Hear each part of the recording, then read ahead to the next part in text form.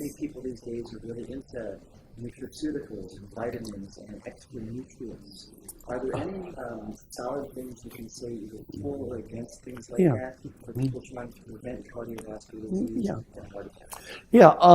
Well, if you're eating the typical Israeli or healthy American diet or the Mediterranean diet, you almost certainly don't need a vitamin pill because you're getting lots of vitamins. A lot of the vitamins come to us from fruits and vegetables and nuts and so forth.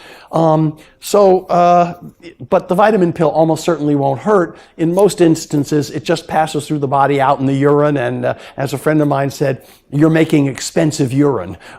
But the vitamin pill is probably no harm.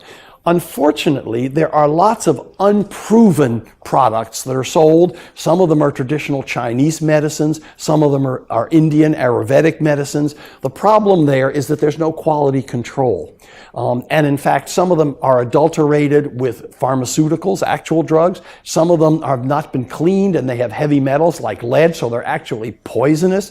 And the medical literature, as you know, is full of reports of bad things that have happened from people who are going, instead of going and talking to their doctor and their nutritionist about what has been proven to be helpful, unfortunately they go to the health food store where there's a high school graduate who's just talked to the person who's the detail man that's selling these things and selling them a lot of products that are probably not going to do them any good and may do them some harm.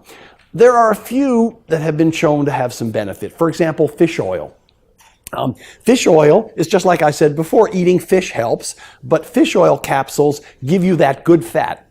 And by the way, fish oil capsules ought to be kept in the refrigerator because if they stand out on the counter, they can lose some of their properties that are beneficial. Another thing is something called CoQ10, which is actually a normal enzyme, a cofactor or a component of chemical reactions, biochemical reactions in the body. And there haven't been the big, large, randomized trials that we would like about that, and I can tell you the reason for that in a moment. But there's a lot of smaller trials that are suggestive that that might be beneficial to people who are very high risk for heart attack or who've already had a heart attack. The disadvantage is they're expensive.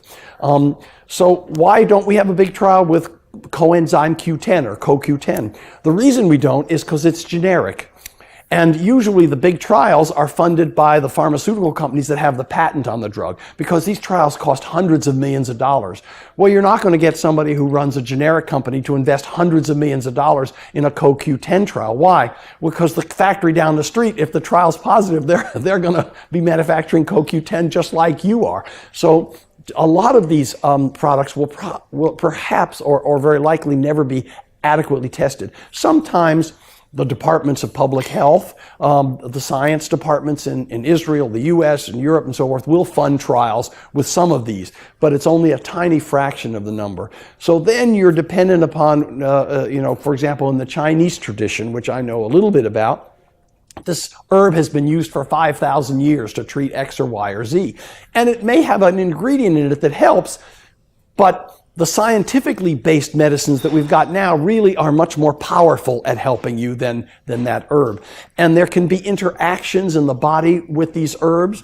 So, I know of patients, including one in my wife's family, who was taking both the Chinese medicines and prescribed medicines and had a very bad reaction, almost died, from that. So we say to those family members, you can take Chinese medicines, but no Western medicines. You take Western medicines, there's no Chinese medicines because the Chinese medicines are potent chemicals, and so you don't want to mix them in with the potent chemicals that we're giving you unless we know which ones are safe. And really, we don't know the scientific evidence that tells us which ones are safe.